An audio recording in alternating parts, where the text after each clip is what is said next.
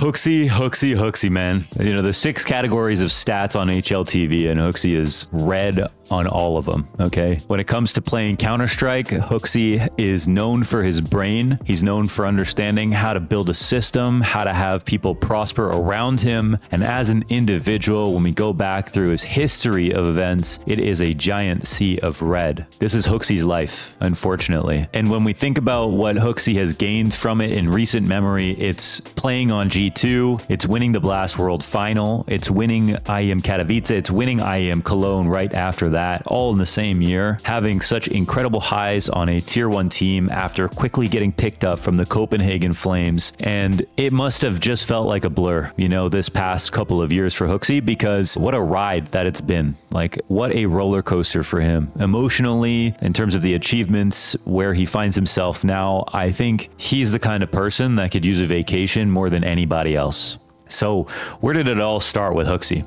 Mr. Rasmus Nielsen was the guy with the jolly laugh and the charming smile who we remember playing on the Copenhagen Flames way back in the day. And by back in the day, I mean 2021, when Majors came back. His team, Copenhagen Flames, were one of the news stories for all of us to sit back and observe, right? They were the surprise, making it to the legend stage of PGL Stockholm in 2021. That was already very impressive for a team that was Jabby, Siphon, Nikadas, and Roy. And we've seen all of these careers have some new developments since playing on the Copenhagen Flames, which was an organization that would eventually dissolve. And that was sad to see, but because it was very cool after the decline of Astralis in 2020 to see that there were more Danish players that were coming up out of nowhere, and a new IGL as well. Almost most importantly, right? I think we look at in history, a lot of individual stories happen, and when it's an IGL, that's when you see a lot of players coming in behind it. And I think that's what makes him special. And this is part of the reason why I'm making this video. Another great comparison to this kind of person is Shuhei, who comes from Mao's NXT and brings up a team is Exertion, JDC, Shane, Torji, and himself. And now we have Mao's as the second best team maybe of this previous season, a team that has won Pro League twice, a team that has gone 3-0 in their last 3 best of 5 grand finals. They've crushed Na'Vi, they've crushed Vitality, and most recently they've crushed Spirit. And we're talking about Shuhei, who not only brought up a bunch of the boys on Mao's NXT, but then ended up going over to Gamer Legion when they didn't recognize how good of an IGL he was. And then he brought up Gamer Legion, which ended up selling Imma to Na'Vi, who goes on to win a major. He ends up helping Gamer Legion become so successful. They've even just sold off Snax to G2. This wasn't even a team that we were talking about before Shuhei. So when we talk about IGLs coming out of nowhere, you've got players like Shuhei, you've got players like Hooxi, who we're talking about today. You've got players like Nafany, and Nafany, who has come under scrutiny in his later days, just like we have with Hooxi now. But when he was coming up in 2020, was seeing nothing but success and bringing stories like the ones of Shiro and Axile into the limelight. And if you think that they could have done this with some random IGL, I hate to tell you this, but even if an IGL will get criticized for their individual gameplay, which by the way, happens to even the best IGLs of all time, including Kerrigan, one of the best stories and probably the best IGL across CSGO and CS2 now, with the consistency that he's brought, is one of the lowest performing players as an individual, you know, not even that far off of Hooxi himself. So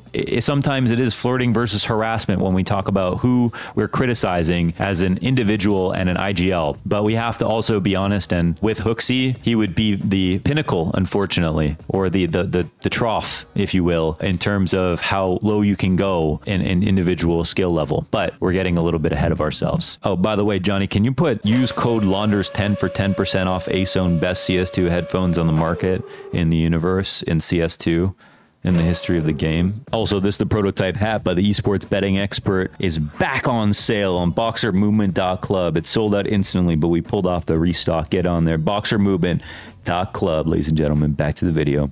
So we have Hooxi, who plays for Copenhagen Flames, and now all these players who are on Copenhagen Flames end up prospering or getting new chances to play on different lineups. But of all of them, the most surprising was Hooxi himself, who got the call up to take over from Alexi B's G2. And after Stockholm 2021, where we see a first splash from Hooxi and Copenhagen Flames with these new Danish players that all seem fairly talented, and Hooxi, even though he's bottom fragging, it's not really anything anyone's talking about at the time. time because the team is also new and prominent. We don't even know who the star players truly are. Like, they know within the team, but we haven't seen them enough times yet. And then we get to Antwerp and we really see a couple of these guys stand out. We start to talk about Roy as an interesting story for an older player that is playing incredibly well for his age. We talk about Yabi and everybody on the team saying that, you know, Yabi is the guy that you've got to watch out for. Zyphon's aim is something to consider. And Nikodas is this out of nowhere explosive opper that is also doing a great job. This team has great banter. They're having a lot of fun. And we get to Antwerp and they literally break into top 8. And you know what I mean? We're talking about 2022 CSGO breaking into top 8 is no small feat. This is an amazing thing to do at a major, getting stickers, back-to-back events, and coming out of nowhere. Not getting a superstar signing, bootstrapping yourself, right? The Copenhagen Flames believing in this lineup that they built up themselves with Hooxi at the helm and really proved a lot. And they did this despite his stats, right? And when this team dissolves and G2 end up scouting him, which is this crazy moment because whenever a player gets signed to G2, everybody is going to analyze it. Everybody's going to come looking. And what did we all do? We all went to his stats page. We looked at his events. We looked at the individual level. We looked at his recent demos and we saw, man, it is really bad. Like, the stats are so bad. Yes, we saw Hooxi come up from tier 2 to tier 1, but can he really hang and bang playing against tier 1 teams every single day? This was the question that we all asked, and I did not believe it was going to work. I was not brave or alone in that prediction. Many people did not believe it was going to work. One difference for me is that when I saw the system that G2 had and how good they got when it came to winning Kato and winning Cologne, I could see that despite the fact that Hooxi's individual level was that bad, they still could win because he was such a good IGL. He created such a good system for this team. This is the closest I had seen to being as impressed with a lineup to any team that Kerrigan has called for. You know, a team that called thorough but not strict Counter-Strike, a team that allowed all of the star players on the roster to shine in the moments that they had to and to make sure that they always felt like they could do something of their own volition, but at the same time, Hooxi knew when to bring the reins in and make the round about something that he believed in, made sure that they didn't get anti-ecoed so much, and for a period of time after they won this first big event, the Blast World Final at the end of 2022, they had set map win streak records. They had the best Inferno that we'd seen in CSGO, 70+% T-side conversion rate, 13 wins in a row on Inferno. It was unreal numbers that he was able to put up, and they were literally winning almost every single game. It felt like G2 were becoming unstoppable, with m0NESY becoming so good, with Nico having the consistency that he had throughout the years, and this new IGL of Hooxi, who was able to actually activate the talent that basically no one on G2 were able to do before him. And, you know, we can't quickly skip over the Blast World Final because what a story this is, right? The Blast World Final is one where Hooxi's dad passes away the day that he lands, and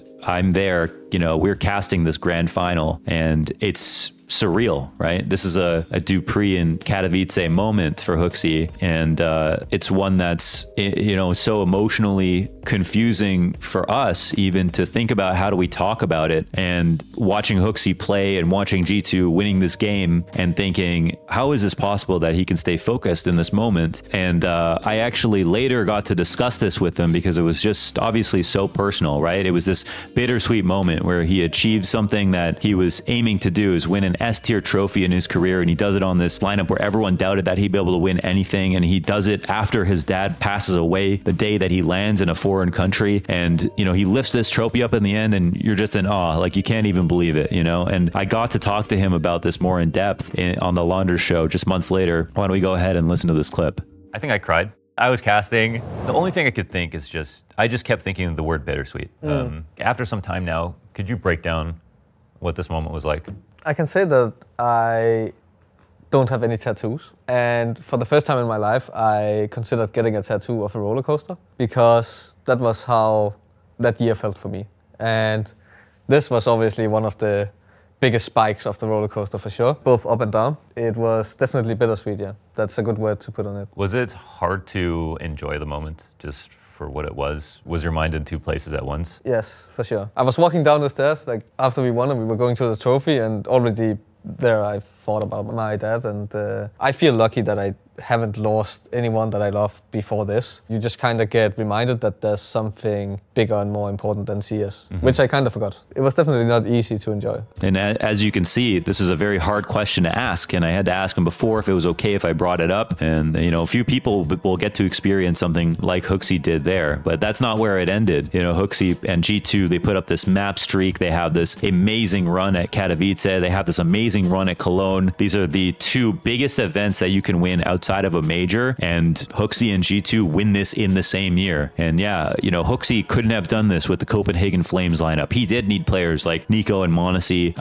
on the team to be able to pull this off. Just with those players alone, of course, that's not possible to do with any random IGL. The three most important roles on your team are your star rifler, your star opper, and your in-game leader. And we don't have S-tier tournament wins from non-S-tier IGLs. That's just a fact in Counter-Strike. So then we fast forward into the beginning of 2024, and there are some disappointing results. And G2 have cut JKS, who was playing on this team, and JKS isn't a star player, but they've cut JKS and they brought in Nexa, who by himself is not a bad player, but Hooxi individually needs as much help that he can get. And the magic formula was basically having 4 players as strong as JKS, Hunter, Nico, and m0NESY all being activated by Hooxi to be able to close out these big events. And the one event they do win is one where Hooxi isn't even present. And I mean, thinking about Hooxi's career path, whether it's bringing him and his friends up from tier 2, the nerds of Counter-Strike that no one knew about, just in 2021, him and the boys on Copenhagen Flames were working their asses off to get to Legends stage, to get some attention on the world stage in Counter-Strike, and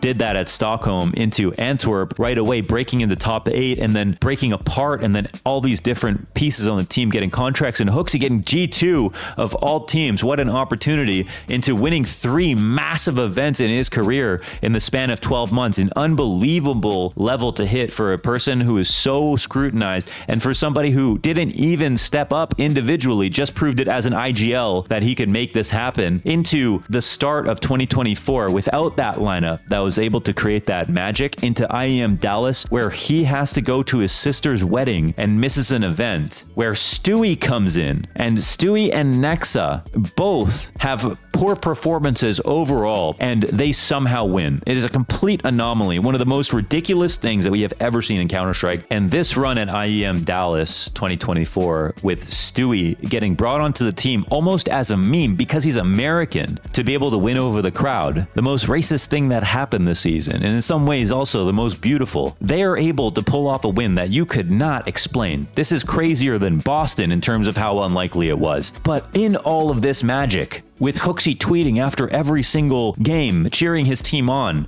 and as we learn later, helping them prepare for their next matches, realizing that G2 are doing this without Hooxi. And of course, we know in the back of Hooxi's mind, as happy as he might be for his team, that this is putting his contract in jeopardy. And we are witnessing a Deus Ex Machina event happen in the last 2 years, where all this ridiculous roller coaster, you know, reached its zenith, and it got to the point where, you know, they were on to potentially be a favorite to win a major, into mysteriously picking up Nexa to try to replace one of the best anchors in the world in JKS, and then just getting quarters and semi-final placings for the next 6 months, into the one event that Hooxi isn't at, and they end up winning the most miraculous fashion ever. It's just so crazy. And now here we stand in the offseason after the first 6 months of CS2, and Hooxi has been released from G2 and replaced by Taz. Basically a move that almost makes no sense, except for the fact that you can argue Snax is a better individual player than Hooxi, but that's how poor Hooxi's individual performances are. That there is an argument that with Malbs and Snax replacing Hooxi and Nexa, that because we saw at Dallas what they could do with Nico IGLing, that as individuals, that they just maybe need a slight step up in individual level to be able to win like they did back with Kato and Cologne. And we'll only find out as the year continues, you know, how good G2 will be. But all of this is just so sad for Hooxi, because there's no question that he created the best system that G2 has had ever.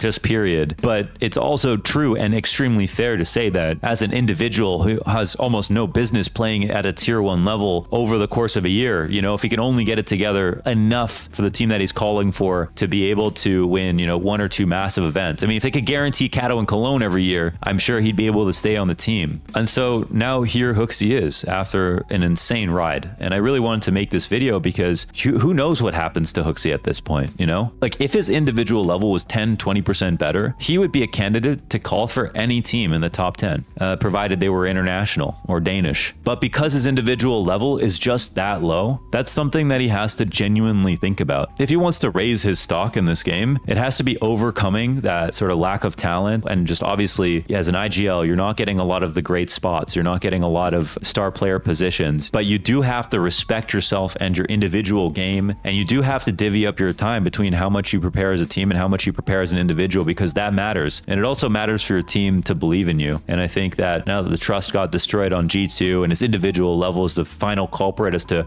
how he got replaced by literally a worse IGL than he was, I think that Hooxi is somebody who needs this break more than anybody. And on this break, I'm sure he'll be thinking about how to position himself to take advantage of his time off and where he can go next. But, you know, I would put all my effort into trying to figure out how to make my individual play a bit better. You know, I think one of the lessons that I took from Dallas, they showed that those individuals, like Stewie in particular, improving his spacing when they would go on to T-side entries just to set up Nico and Monacy better. That individual level of decision making is all G2 needed to be good enough to be able to win an event. When you see a moment like that, if you can't learn from that and be able to figure out your game individually, then the future could be tough. You know, I could make this video and we never really talk about Hooxi again, and that would be an absolute shame because it is clearly an incredibly dry field when it comes to trying to find an IGL replacement for G2 or for any of the top teams at the moment, and we have no idea what's going to happen next. Hooxi already has a career that anybody would envy. He's got to play with some of the best players of all time. He's lifted some of the biggest trophies of all time. He's had the emotions of being at the bottom in his personal life. He's had the emotions of being at the top in his career. He's gone through the entire hero's journey, but it's all been so fast. And I think that is the one saddest part about it. And I feel like it would be so wrong if he just fell off into tier 2, into tier 3, and then into obscurity because he couldn't hold the mouse. So I hope that this is something that he can figure out so that we can see more of him moving forward. And I hope that he actually does take like a decent sized break here to really think about what made things work for him and G2 when they were at their best and how to maximize the kind of player that he can be. Because at the beginning of 2024,